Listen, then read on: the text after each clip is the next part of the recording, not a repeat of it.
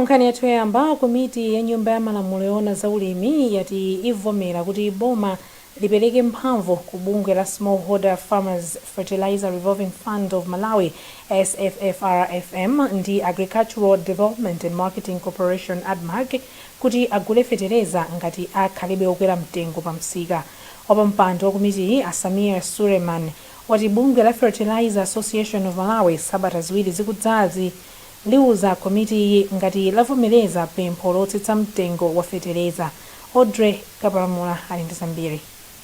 Bungweli lidauza komiti ya kunyumba ya malamulo kuti dziko lino lilibe mphamvu pa nkhani ya mitengo kamba kuti limadalira kukagula kunja zinthu zomwe amagwiritsa ntchito popanga fetereza. Kuloyang'anira ntchito za bungwe la anthu opanga ndi kugulitsa fetereza Ampawa Kaphiri adati bungweli limawunikira mitengo yake potengera mitengo yomwe ili pa msika m'mayiko ena. Koma Sulemani atsindika kuti fetereza akuyenera kukhala otsika mtengo kamba kuti fetereza wina amabwera wopangapanga. Tikafika pokuti zavuta ndithu zakanika, ifeyo ngati a parliament tili ndi kuthekera ndithu kupempha boma kuti fertilizer amene tabwere chaka chino angogulidwa ku SFFRFM ndi ku ADMAC. Aphiri lolemba ati bungweli lalembera unduna za ulimi pa nkhani ya mitengoyi ndipo akudikira kuti undunawo uwayankhe. Mtengo wa thumba limodzi la fetereza okwana makilo 50 pakadali pano ndi 40,000 kwacha kuchoka pa 20,000 kwacha, zomwe zapereka mantha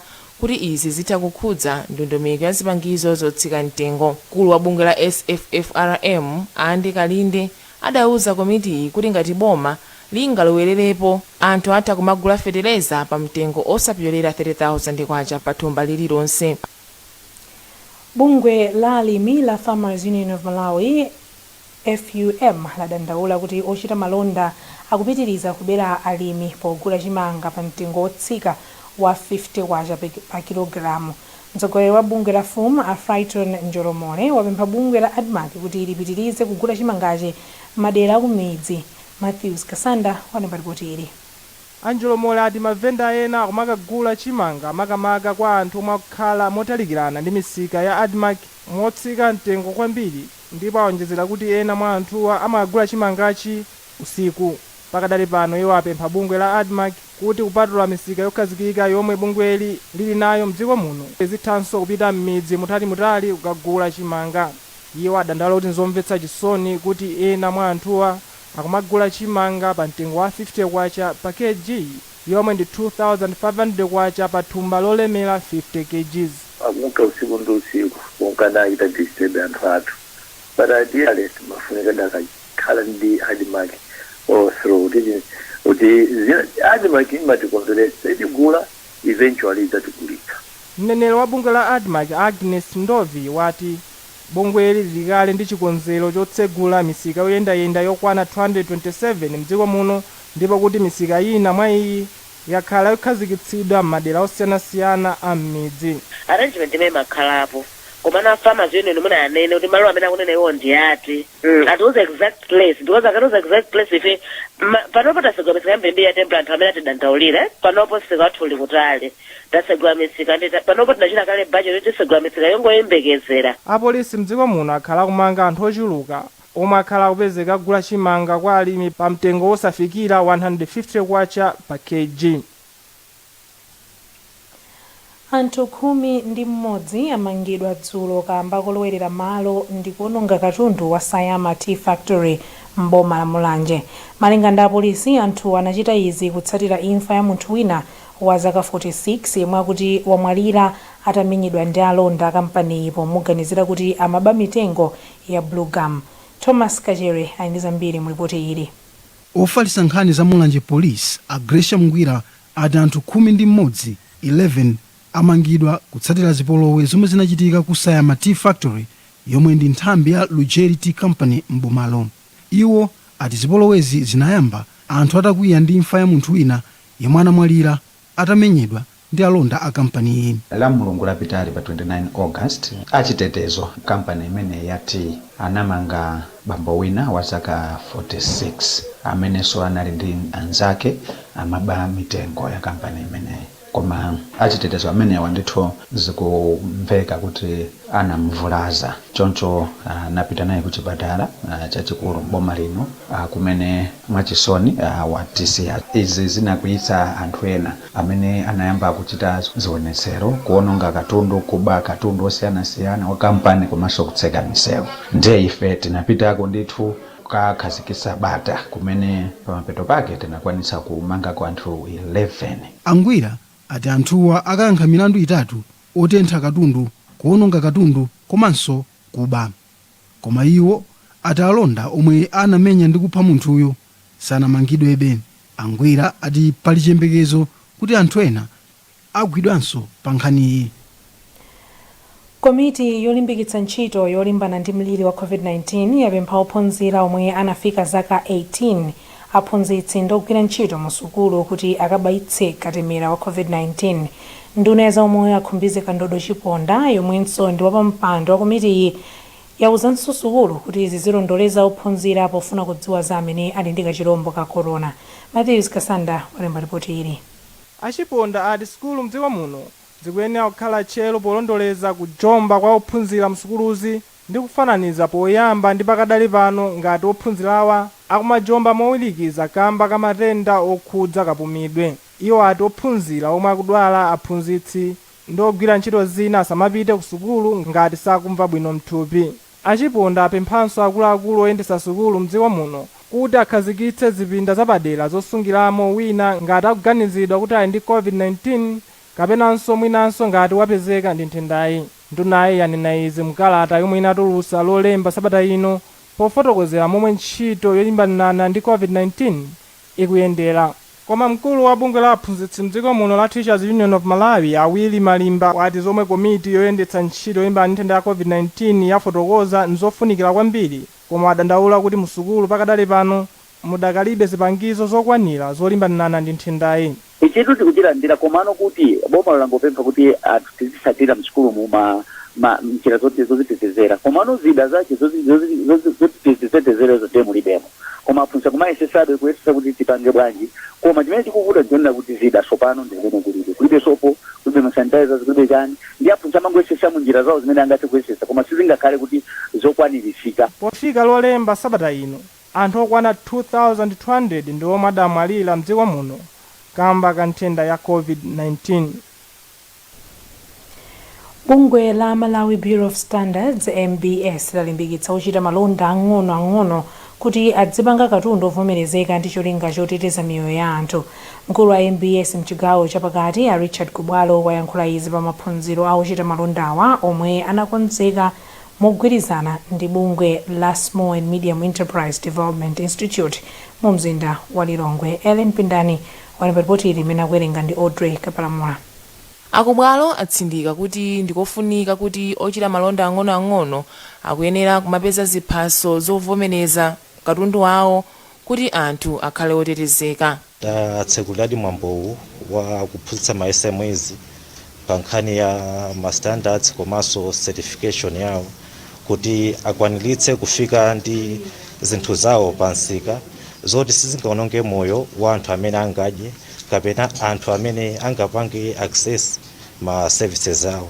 Mmodzi wa akuluakulu ophunzitsa amalonda ang'ono ku bungwe la Small and Medium Enterprises Development adapiwa nsanja ati ochita malonda ang'ono akuyenera kuwaphunzitsa pofuna kupititsa patsogolo chitetezo pakati pa anthu komanso kuti ochita malondawa adzitha kupikisana pa msika wa mdziko muno komanso m'mayiko ena. Akaphunzira zimene zija zimathandiza kuti Malawi Bureau of Standards awapase certificate yoti ma products awo olozokudya zimene akupanga akathe kuyika m'mashopu akuluakulu. Zikusonyezanso kuti akamayika zinthu zawo m'mashopu akuluakulu ndiye kuti zizigulidwa kwambiri komanso phindu azipezanso lochuluka. Bungwe la Malawi Bureau of Standards likuyembekezeka kuphunzitsa anthu okwana 243 omwe amachita malonda ang'ono mdziko muno. Bungwe la mlako wa lomwe lasintha ena mwa atsogoleri ake. Izi zadziwika pa mwambo wokonzekera mwambo wa chikhalidwewu la mulungu kwa chonde m'boma la Mulanje. Malingana ndi wapampando wa bodi ya mlako Aleston Muli mwa ena achotsa anthu andale. Mwambo wa chaka chino udzachitika kwa masiku atatu kuyambira pa 8 mpaka pa 10 Oktoba. Zambiri mulipoti ili kuchokera kwa Justin Mkwewo. Amuli anaonjezera kuti zokonzekera mwambowu zikuyenda bwino ndipo azatsatira malamulo onse opewera kachirombo ka corona. Maski izi zagawidwa aliyense olowa masiku amene wawa azilandira maski ya ulere. Amenenso alibe maski saloledwa kulowa ya. Ndi aliyense abwere ni maski. Cholinga chonena kuti tisapasirane matenda amuliri umene ulipo. Komanso mukuziwa kunena kuti chaka chatha unalephereka, chaka chino anthu akulira mizimu. Chaka chino aliyense akungoyimba kuti mulako uliko. Mwambo wa chikhalidwewu sunachitike chaka chatha kamba ka ziletso zimene boma linayika pa mikumano komanso mayendedwe pofuna kuchepetsa kufala kwa kachirombo ka corona. Mfumu yayikulu Kaduya ya chikhalidwe cha Chiromwe yati anthu ayembekezere mwambo okoma kuposa zaka za m'mbuyomu. Mwambo umene ukhala usiyana ndi mmene miyambo ina akhale kuchitika ya m'mbuyomu chifukwa chonena kuti mwambo uno uyamba pa 9 makamaka pa 8 Oktoba pakana pa 9 tidzasibizira pa 10 Oktoba. Madzulo ndiye kuzakhala tidasi. Mwambowu ugwiritsa ntchito ndalama zokwana 150 million kwacha zomwe zichokere kwa mamembala a bungweli komanso anthu ena akufuna kwabwino. Mwonera nkhani mwatsatanetsatane kuchokera kuno Nkhani wa Times TTV. Tibweranso zikangotha izi.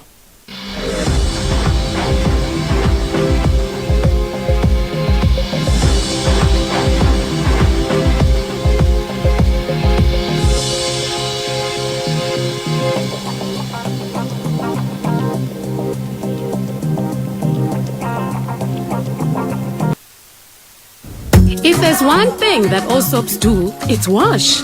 From buckets to basins, bathrooms to streams, and everything in between. All soaps wash. Yes, but Protex is different. Its reinvented formula with flaxseed oil boosts your skin's natural anti-germ defenses by 10 times more, protecting you against 99.9% of germs. So what keeps us healthy? Protex! Good health starts here. We all start differently, but we can all start with the strongest protection. Because some start early, others start late. Some from little homes, others from big ones. Some start together, or all on their own. It doesn't matter how you start, as long as you start strong. With new Colgate's Maximum Cavity Protection. Now with fluoride plus arginine for 4 times more strengthening power. So that you can give them the strongest start to their day. Colgate. Start strong, stay strong.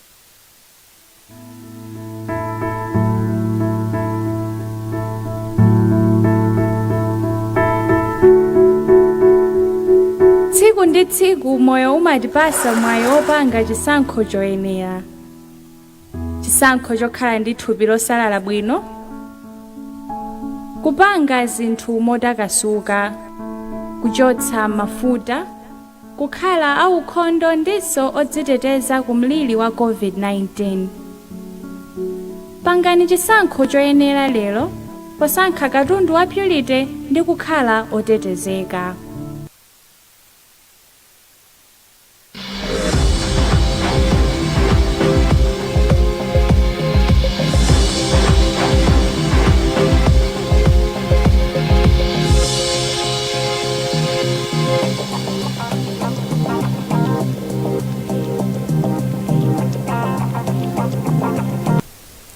Takulandilaninso kupitirira nkhani zathu madzulo wano.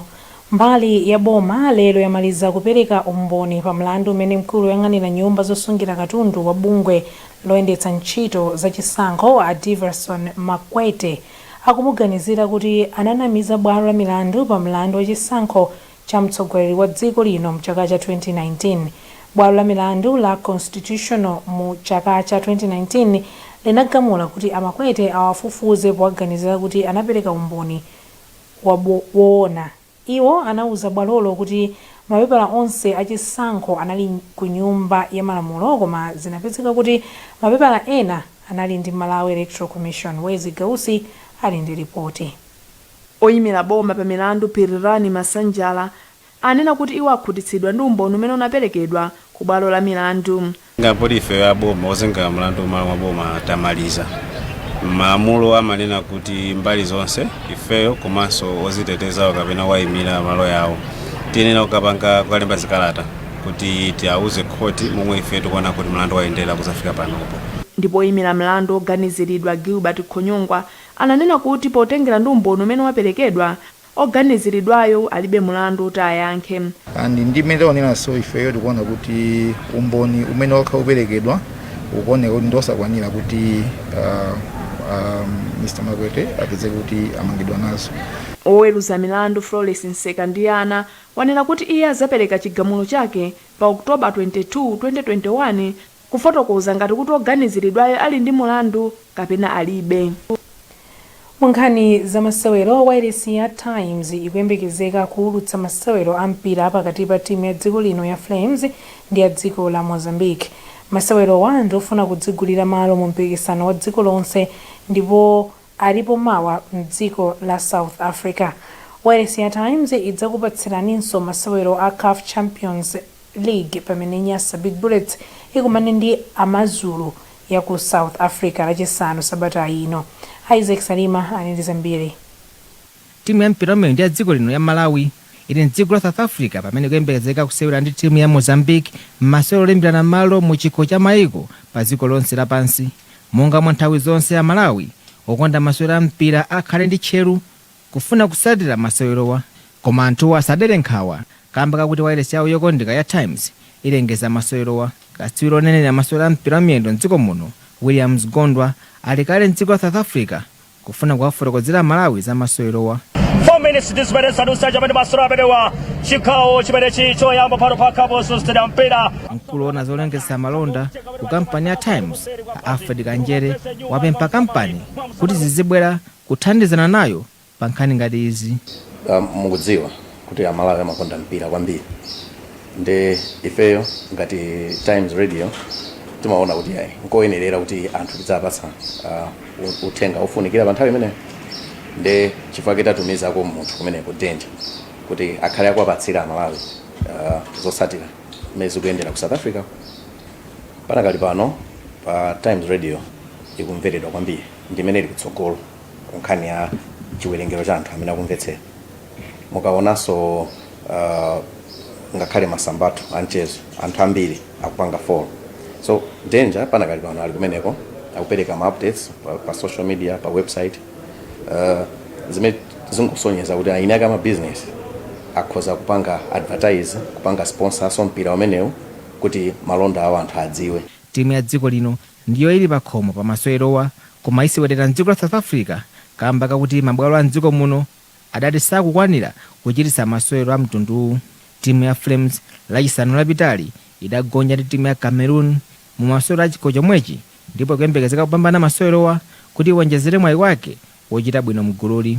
Wairesi ya Times ilengezanso masewero pakati pa timu ya Nyasa Big Bullets ndi Madzulo mu chikho cha CAF masewero amene achitikira chisanu lino. Nkhani zathu pakati pano ndi zomwezi koma tisanasiyane nayinso mitu yake.